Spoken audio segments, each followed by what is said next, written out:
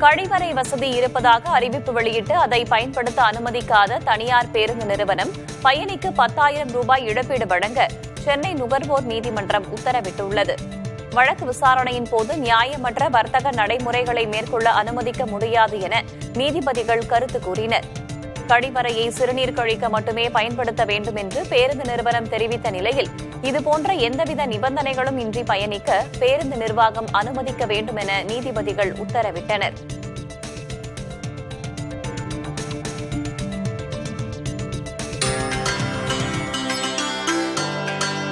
விழுப்புரம் மாவட்டம் மேல்மலையனூரில் உள்ள பிரசித்தி பெற்ற அங்காளம்மன் கோயிலில் அமாவாசை ஊஞ்சல் உற்சவம் வெகு சிறப்பாக நடைபெற்றது.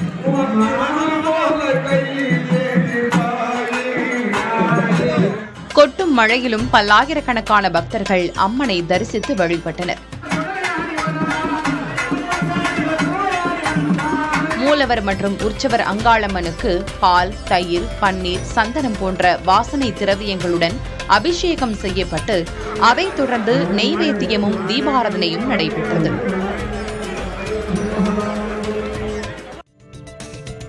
தமிழகத்தில் தீபாவளி பண்டிகையொட்டி பட்டாசு வெடித்ததில் 43 தீ விபத்துகள் ஏற்பட்டன.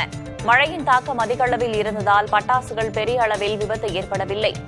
தீயணைப்புத்துறைக்கு பட்டாசு விபத்து தொடர்பாக 43 தொலைபேசி அழைப்புகள் வந்துள்ளதாக தெரிவிக்கப்பட்டுள்ளது. சென்னையில் தீபாவளியன்று பட்டாசு வெடித்ததால் 15 விபத்துகள் நேரிட்டன. பட்டாசு வெடித்ததால் 908 பேருக்கு தீக்காயம் ஏற்பட்டதாக மக்கள் நல்வாழ்வுத்துறை தெரிவித்துள்ளது.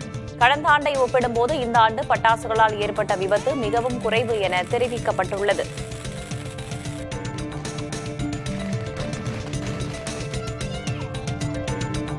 சென்னையில் தீபாவளியின் போது ஏற்பட்ட பட்டாசு விபத்துகளில் காயமடைந்த 157 பேருக்கு அரசு மருத்துவமனைகளில் சிகிச்சை அளிக்கப்படுகிறது. இதில் 40க்கும் மேற்பட்டோர் உள்நோயாளிகளாகவும் 100க்கும் அதிகமானோர் புற நோயாளிகளாகவும் சிகிச்சை பெற்றதாக தெரிவிக்கப்பட்டுள்ளது. கீழ்ப்பாக்கம் அரசு மருத்துவமனையில் உள்நோயாளிகளாக 13 பேரும் புறநோயாளிகளாக 20 பேரும் சிகிச்சை பெற்றுள்ளனர். ராஜீவ்காந்தி அரசு மருத்துவமனையில் 2 அனுமதிக்கப்பட்டனர். சென்னையில் உள்ள தனியார் மருத்துவமனையில் 100க்கும் மேற்பட்டோருக்கு தீக்காய சிகிச்சை அளிக்கப்பட்டதாக புள்ளி விவரங்கள் தெரிவிக்கின்றன.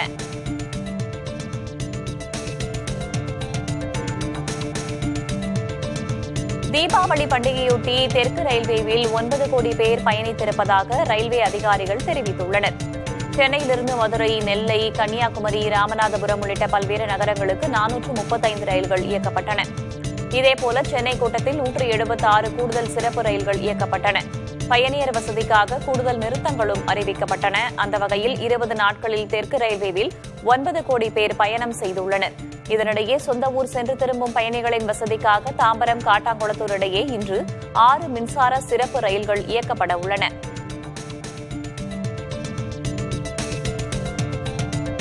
அமெரிக்க அதிபர் டொனால்டு டிரம்ப் தீபாவளி வாழ்த்துக்கு நன்றி தெரிவிப்பதாக இந்திய பிரதமர் நரேந்திர மோடி எக்ஸ் தளத்தில் பதிவிட்டுள்ளார். உலகின் 2 பெரிய ஜனநாயகங்களும் ஒன்றாக இணைந்து உலகுக்கு ஒளிபாய்ச்சும் என்றும் தீவிரவாதத்திற்கு எதிராக போராடும் என்றும் பிரதமர் மோடி தமது பதிவில் நம்பிக்கை தெரிவித்துள்ளார்.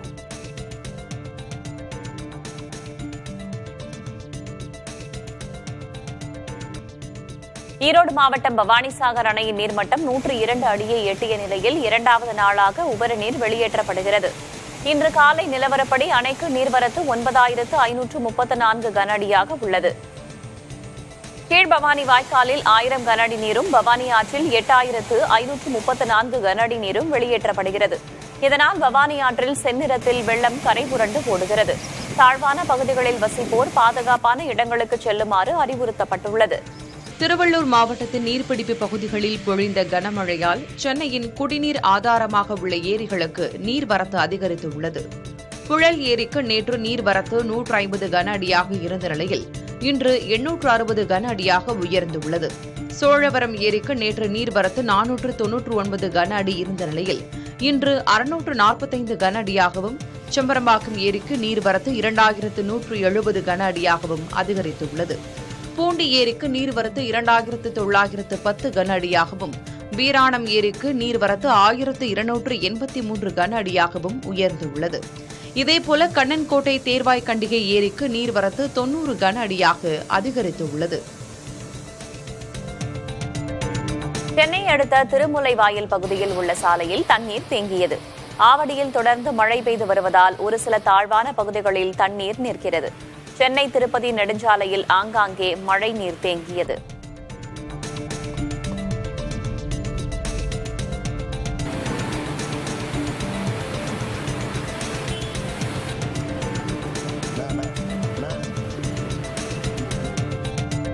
கனமழை காரணமாக கோவை குற்றாலத்தில் சூழல் சுற்றுலா ரத்து செய்யப்படுவதாக வனத்துறை அறிவித்துள்ளது.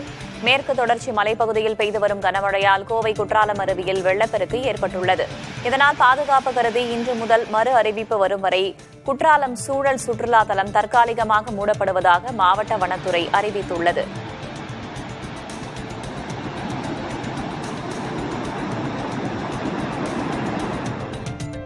நாகப்பட்டினம் மாவட்டத்தில் கொள்முதல் செய்யப்பட்ட நெல் மூட்டைகள் மழையில் நனைந்து நெல்மணிகள் முளைத்து வீணாகும் அவல நிலை ஏற்பட்டுள்ளது. அறுவடை செய்யப்பட்ட நெல்லை அரசு நேரடி நெல் கொள்முதல் நிலையங்களில் கொள்முதல் செய்த அதிகாரிகள் தொடர் மழை காரணமாக அவற்றை முறையாக கிடங்குகளுக்கு அனுப்பாமல் கிடப்பில் போட்டுள்ளனர். ஒவ்வொரு நிலையத்திலும் சராசரியாக 5000 நெல் மூட்டைகள் தேங்கியுள்ளதால் கொள்முதல் செய்யும் பணி நிறுத்தப்பட்டுள்ளது. கொள்முதல் செய்யப்பட்ட நெல் மூட்டைகள் மழையில் நனைந்தன.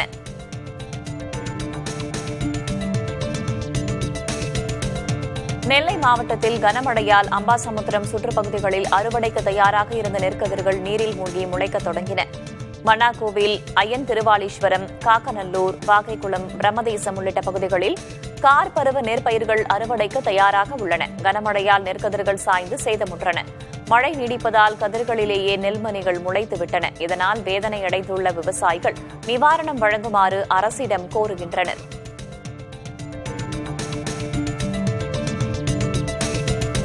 திருவாரூர் மாவட்டத்தில் பெய்து வரும் கனமழையால் விளைநிலங்கள் கடுமையாக பாதிக்கப்பட்டுள்ளன. மாவட்டம் முழுவதும் அறுவடைக்கு தயாராக இருந்த 10,000 ஏக்கருக்கும் அதிகமான குறுவை நெற்கதிர்கள் மழையால் சாய்ந்து சேதமுற்றன. சில இடங்களில் நெல்மணிகள் முளைத்துவிட்டன. மேலும் 3000 ஏக்கருக்கும் மேல் நடவு செய்யப்பட்டுள்ள சம்பா மற்றும் தாளடி இளம் பயிர்கள் வயல்வெளியில் மழைநீர் தேங்கியதால் பாதிக்கப்பட்டுள்ளன. இவை தவிர குறுவை அறுவடையில் கால்நடைகளுக்காக வைத்திருந்த வைக்கோல் கட்டுகளும் மழையில் நனைந்து வீணாகின.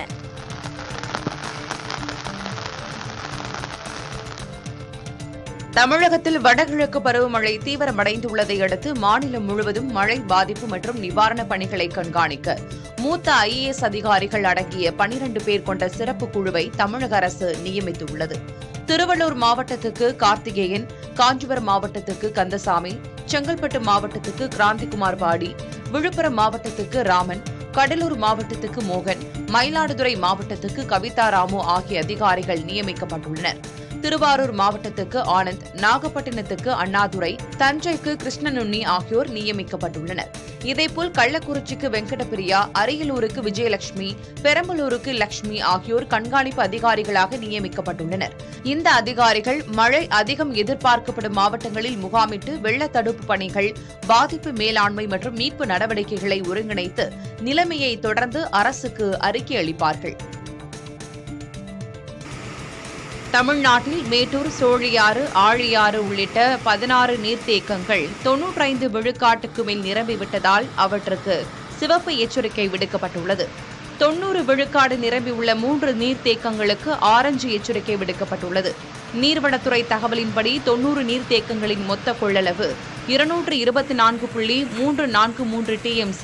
செவ்வாய்க்கிழமை நிலவரப்படி இவற்றில் 196.202 TMC அடி நீர் உள்ளது. அதாவது நீர் இருப்பானது கொள்ளளவின் 87 விழுக்காட்டை கடந்துவிட்டது. வடகிழக்கு பருவமழை தொடங்குவதற்கு முன்பே அதிக மழை பெய்தது மற்றும் கர்நாடகாவிலிருந்து திறந்துவிடப்படும் காவிரி நீர்வரத்து இரட்டிப்பாக அதிகரித்ததன் காரணமாக தமிழ்நாட்டின் பெரும்பாலான நீர்த்தேக்கங்கள் நிரம்பியுள்ளன. நீர் அளவு மேலும் அதிகரித்தால் அணைகளிலிருந்து நீர் திறக்கப்படலாம் என்பதால் ஆற்றுப்படுகைகள் மற்றும் தாழ்வான பகுதிகளில் உள்ள மக்கள் விழிப்புடன் இருக்குமாறு நீர்வளத்துறை அதிகாரிகள் எச்சரித்துள்ளனர். திருவள்ளூர் மாவட்டத்தின் நீர்பிடிப்பு பகுதிகளில் பொழிந்த கனமழையால் சென்னையின் குடிநீர் ஆதாரமாக உள்ள ஏரிகளுக்கு நீர்வரத்து அதிகரித்துள்ளது. புழல் ஏரிக்கு நேற்று நீர்வரத்து 150 கன அடியாக இருந்த நிலையில் இன்று 860 கன அடியாக உயர்ந்துள்ளது. சோழவரம் ஏரிக்கு நேற்று நீர்வரத்து 499 கன அடி இருந்த நிலையில் இன்று 645 கன அடியாகவும், செம்பரம்பாக்கம் ஏரிக்கு நீர்வரத்து 2170 கன அடியாகவும் அதிகரித்துள்ளது. பூண்டி ஏரிக்கு நீர்வரத்து 2910 கன அடியாகவும், வீராணம் ஏரிக்கு நீர்வரத்து 1283 கன அடியாகவும் உயர்ந்துள்ளது. இதேபோல கண்ணன்கோட்டை தேர்வாய் கண்டிகை ஏரிக்கு நீர்வரத்து 90 கன அடியாக அதிகரித்துள்ளது. வைகை அணையிலிருந்து உபரி நீர் திறப்பு 3073 கன அடியாக குறைக்கப்பட்டுள்ளது. அணைக்கு நீர்வரத்தும் 3073 கன அடியாக உள்ளது. தொடர்ந்து உபரி நீர் வெளியேற்றப்பட்டு வருவதால் தேனி, மதுரை, திண்டுக்கல், சிவகங்கை, ராமநாதபுரம் ஆகிய 5 மாவட்டங்களில் வைகை ஆற்றங்கரையோர மக்களுக்கு 3ஆம் கட்ட வெள்ள அபாய எச்சரிக்கை நீடிக்கிறது. ஆற்றை கடக்க வேண்டாம் என பொதுப்பணித்துறையினர் அறிவுறுத்தியுள்ளனர்.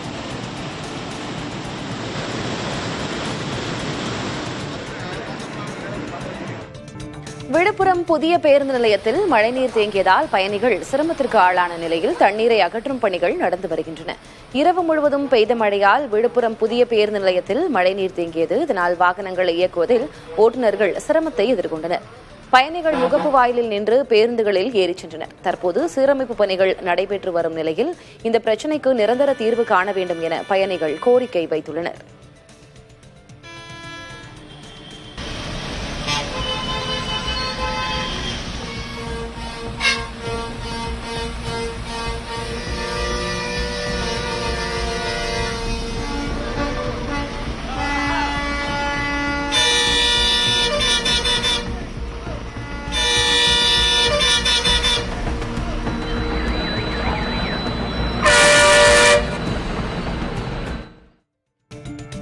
நாகப்பட்டினம் மாவட்டத்தில் கொள்முதல் செய்யப்பட்ட நெல் மூட்டைகள் மழையில் நனைந்து நெல் மணிகள் முளைத்து வீணாகும் அவல நிலை ஏற்பட்டுள்ளது. அறுவடை செய்யப்பட்ட நெல்லை அரசு நேரடி நெல் கொள்முதல் நிலையங்களில் கொள்முதல் செய்த அதிகாரிகள் தொடர் மழை காரணமாக அவற்றை முறையாக கிடங்குகளுக்கு அனுப்பாமல் கிடப்பில் போட்டுள்ளனர். ஒவ்வொரு நிலையத்திலும் சராசரியாக 5000 நெல் மூட்டைகள் தேங்கியுள்ளதால் கொள்முதல் செய்யும் பணி நிறுத்தப்பட்டுள்ளது. கொள்முதல் செய்யப்பட்ட நெல் மூட்டைகள் மழையில் நனைந்திருக்கின்றன.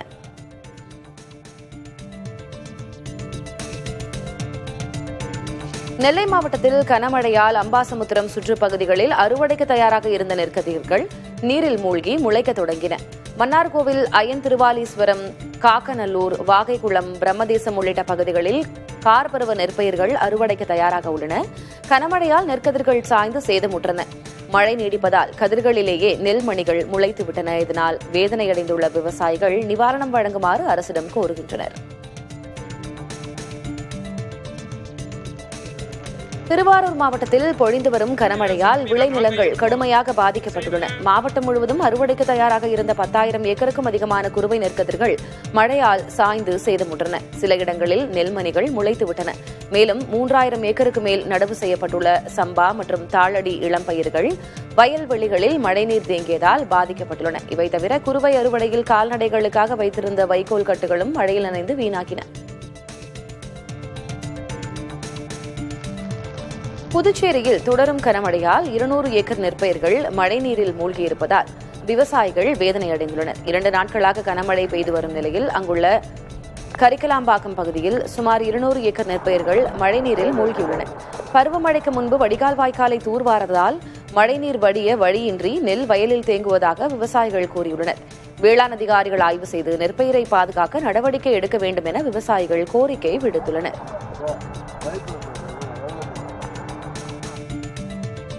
கொள்முதல் செய்யப்படும் நெல் மணிகளின் ஈரப்பதத்தை 22 விழுக்காடாக அதிகரிக்க வேண்டும் என மத்திய உணவுத்துறையிடம் தமிழக அரசு வலியுறுத்தியுள்ளது.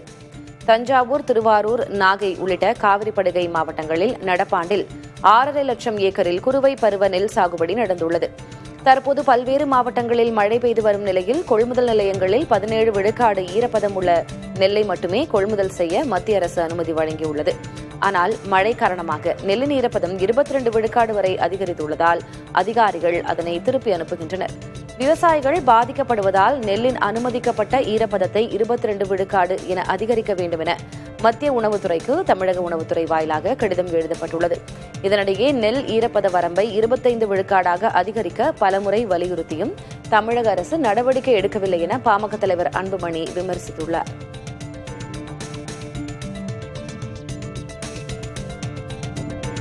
நாகை மாவட்டம் வேதாரண்யம் பகுதியில் மழை தொடர்வதால் இந்த ஆண்டுக்கான உப்பு உற்பத்தி நிறைவடைந்துள்ளது. அகஸ்தியன்பள்ளி, கோடியக்காடு, கோடியக்கரை, கடினல் வயல் உள்ளிட்ட பகுதியில் 9,000 ஏக்கரில் உப்பு வயல்கள் உள்ளன.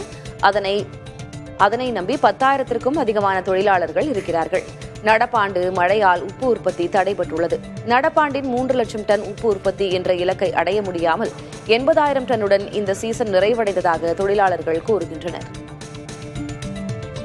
உப்பு உற்பத்தி இதோட நிப்பாட்டிடுறாங்க. இதுக்கு மேலே உப்பு உற்பத்தியும் பண்ண முடியாது. ஏன்னா மழை பெஞ்செல்லாம் ஆழமெல்லாம் கம்ப்ளீட்டாக முழுந்துட்டு இனிமேல் ஜனவரி பிப்ரவரிக்கு மேலே தான் இனிமேல் திருப்பி மறுபடியும் நாங்கள் இந்த சரி பண்ணி வரணும். அதுவேளை எங்களுக்கு உப்பு தொழிலாளர்கள் எந்த விதமான ஒரு வேலையும் கிடையாது. சும்மா வீட்டில் சும்மா தான் இருக்கணும். எந்த வருமானமும் இல்லை. காவிரி நீர்பிடிப்பு பகுதிகளில் தமிழகம் மற்றும் கர்நாடகாவில் பெய்து வரும் கனமழையால் காவிரி ஆற்றில் நீர்வரத்து மீண்டும் அதிகரித்துள்ளது. தமிழக எல்லையான பிலிகுண்டுலுவுக்கு வினாடிக்கு 28,000 கனஅடியாக இருந்த நீர்வரத்து தற்போது 32,000 கனஅடியாக உயர்ந்துள்ளது. இதனால் ஒகேனக்கலில் உள்ள அனைத்து அருவிகளிலும் தண்ணீர் ஆர்ப்பரித்து கொட்டுகிறது. நீர்வரத்து மேலும் அதிகரிக்க வாய்ப்புள்ளதால் ஒகேனக்கலில் சுற்றுலா பயணிகள் அருவியில் குளிக்கவும் பரிசல் இயக்கவும் தடை விதிக்கப்பட்டுள்ளது.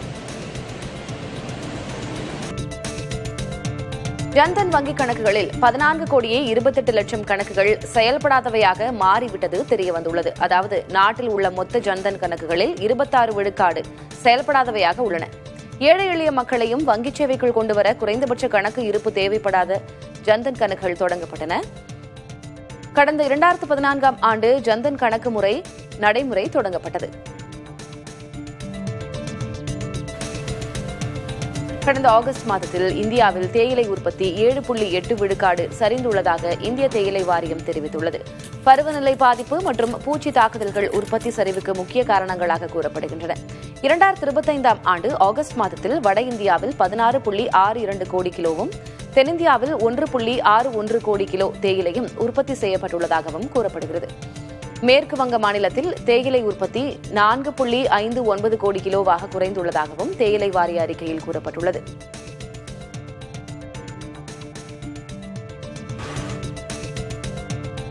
ஐஸ்லாந்தில் கொசுக்கள் கண்டறியப்பட்டுள்ளதாக ஆய்வாளர்கள் அதிர்ச்சி தகவலை வெளியிட்டுள்ளனர். பொதுவாக பனி பிரதேசங்களில் கொசுக்கள் காணப்படாது. இந்நிலையில் மேற்கு ஐஸ்லாந்தில் உள்ள ஒரு காட்டில் கொசுக்கள் கண்டுபிடிக்கப்பட்டுள்ளன. கப்பல் அல்லது கண்டெய்னர் வழியாக இந்த கொசுக்கள் இங்கு வந்திருக்கலாம் என கூறப்படுகிறது. மேலும் காலநிலை மாற்றமும் கொசுக்கள் பரவ காரணமாக இருக்கலாம் என ஆய்வாளர்கள் தெரிவித்துள்ளனர். தொடர் கனமழையால் வைகை அணை வேகமாக நிரம்பி வருகிறது. முன்னெச்சரிக்கையாக அணையில் இருந்து திறக்கப்படும் தண்ணீர் மதுரை வைகை அணையில் கரை புரண்டோடுகிறது. மதுரை வைகை ஆற்றின் யானைக்கல் தடுப்பணை பகுதி தொடங்கி விரகனூர் வரை தண்ணீர் ஆர்ப்பரிக்கிறது. பல நாட்களுக்கு பிறகு வைகையில் கரை தொட்டு வெள்ளம் ஓடுவதால் மதுரை மக்கள் மகிழ்ச்சியடைந்துள்ளனர். ஆர்ப்பரிக்கும் ஆற்றை கழுகு பார்வையில் பார்க்கலாம்.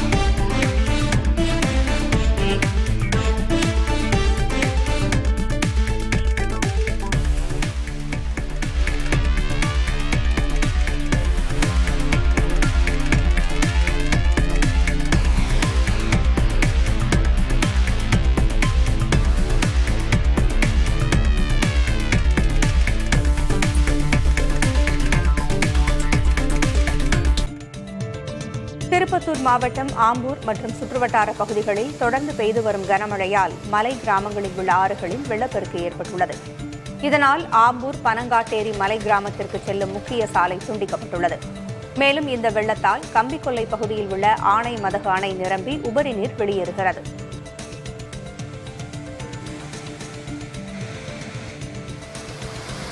விழுப்புரம் மாவட்டம் ஆசாக்குளம் பகுதியில் பெய்த கனமழையால் வீடுகளுக்குள் மழைநீர் புகுந்தது. ஆசாக்குளம் பகுதியில் கனமழை பெய்த நிலையில் மழைநீருடன் கழிவுநீர் கலந்தது. இந்நிலையில் நாடோடி பழங்குடியின மக்கள் வசிக்கும் 8க்கும் மேற்பட்ட வீடுகளுக்குள் தண்ணீர் புகுந்ததால் பாத்திரங்கள் மற்றும் துணிகள் நீரில் மிதந்தன. கால்வாய் அமைக்க பலமுறை கோரிக்கை விடுத்தும் அதிகாரிகள் நடவடிக்கை எடுக்கவில்லை என மக்கள் புகார் தெரிவிக்கின்றனர். இதுகுறித்து நகர்மன்ற தலைவர் தமிழ்ச்செல்வியிடம் கேட்டபோது மழைநீரை வெளியேற்ற நடவடிக்கை எடுக்கப்பட்டு வருவதாகவும் ஆசாக்குளம் பகுதியில் மழைநீர் கால்வாய் அமைத்து தரப்படும் என்றும் உறுதியளித்தார். செம்பரம்பாக்கம் ஏரியிலிருந்து திறக்கப்படும் உபரி நீரின் அளவு 500 கன அடியாக அதிகரிக்கப்பட்டுள்ளது. நேற்று முதல் வினாடிக்கு 100 கன அடி தண்ணீர் திறக்கப்பட்ட நிலையில் அதன் பிறகு நீர் திறப்பு 500 கன அடியாக உயர்த்தப்பட்டுள்ளது. இதனால் அடையாற்றங்கரையோர மக்களுக்கு வெள்ள அபாய எச்சரிக்கை விடப்பட்டுள்ளது. இதேபோல் திருவள்ளூர் பூண்டி ஏரியிலிருந்து திறக்கப்படும் உபரி நீரின் அளவு 4500 கன அடியாக அதிகரிக்கப்பட்டிருப்பதால் கொசஸ்தலை ஆற்றின் கரையோர மக்களுக்கு வெள்ள அபாய எச்சரிக்கை விடுக்கப்பட்டுள்ளது.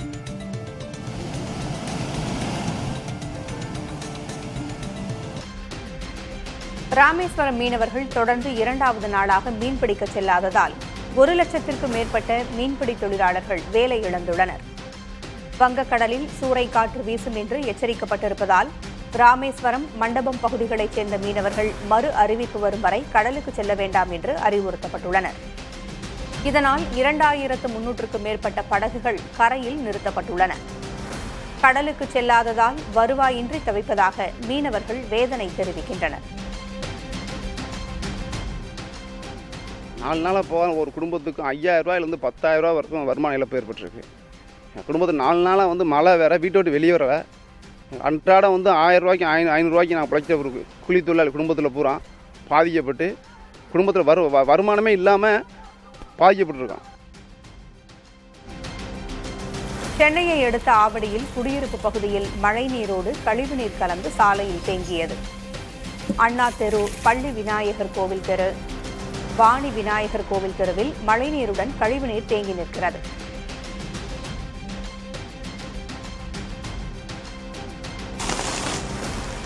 காஞ்சிபுரம் மாவட்டத்தில் கடந்த 24 மணி நேரத்தில் 447.2 மில்லிமீட்டர் மழை பதிவாகியுள்ளது. மாவட்டத்தில் அதிகபட்சமாக வாலாஜாபாத்தில் 117.6 மில்லிமீட்டர் மழையும், ஸ்ரீபெரும்புதூரில் 88.4 மில்லிமீட்டர் மழையும் பதிவாகியுள்ளது. மதுரை மாவட்டத்தில் கடந்த 24 மணி நேரத்தில் 906.7 மில்லிமீட்டர் மழை பதிவாகியுள்ளது. இதனால் தாழ்வான இடங்கள் மற்றும் குடியிருப்புகளில் தண்ணீர் புகுந்தது. மேலும் சாலைகளில் அதிகப்படியான தண்ணீர் தேங்கியதால் வாகன ஓட்டிகள் சிரமமடைந்துள்ளனர். தொடர் கனமழை காரணமாக செம்பரம்பாக்கம் ஏரியிலிருந்து திறக்கப்படும் நீரின் அளவு அதிகரிக்கப்பட்டுள்ளது. ஏரிக்கு நீர்வரத்தும் 2170 கன அடியாக அதிகரித்துள்ளது. காலை நிலவரப்படி ஏரியின் நீர்மட்டம் 20.84 அடியை எட்டியுள்ளது. நீர்மட்டம் 21 அடியை நெருங்குவதால் முன்னெச்சரிக்கை நடவடிக்கையாக ஏரியின் 5 கண் மதகில் 3 ஷட்டர்கள் வழியாக 500 கன அடி உபரி நீர் திறந்துவிடப்பட்டுள்ளது. நீர்வரத்து மேலும் அதிகரிக்கும் பட்சத்தில் உபரி நீர் கூடுதலாக திறக்கப்படும் என்று அதிகாரிகள் தெரிவித்துள்ளனர். இதனிடையே ஆபத்தை உணராத ஏராளமான பொதுமக்கள் மதகின் அருகே நின்று வேடிக்கை பார்க்கின்றனர். கள்ளக்குறிச்சி மாவட்டத்தில் தொடர் மழை காரணமாக அரசம்பட்டு மணியாற்றில் வெள்ளப்பெருக்கு ஏற்பட்டுள்ளது. இதனால் ஆற்றில் குளிக்கவோ இறங்கவோ வேண்டாம் என்று மாவட்ட நிர்வாகம் அறிவுறுத்தியுள்ளது. உளுந்தூர்பேட்டை மற்றும் அதன் சுற்றுவட்டார பகுதிகளில் பெய்த மழையால் உளுந்தூர்பேட்டை ரயில் நிலையம் எதிரே புளிய மரம் ஒன்று சாலையின் குறுக்கே வேரோடு சாய்ந்து விழுந்தது. இதனிடையே உளுந்தூர்பேட்டை ரங்காநகர் பகுதியில் வீடுகளை மழைநீர் சூழ்ந்துள்ளதால் பொதுமக்களின் இயல்பு வாழ்க்கை பாதிக்கப்பட்டுள்ளது.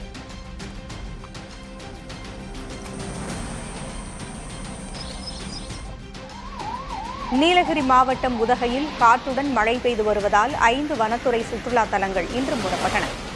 Pine forest, 8 mile tree park, Doddabetta, Avalanche மற்றும் கெயின் ஹில் ஆகிய இடங்களுக்கு சுற்றுலா பயணிகள் செல்ல தடை விதிக்கப்பட்டுள்ளது. இதனிடையே குன்னூர் ராணுவ முகாம் சாலையின் குறுக்கே ராட்சத மரம் விழுந்ததால் போக்குவரத்து பாதிக்கப்பட்டது.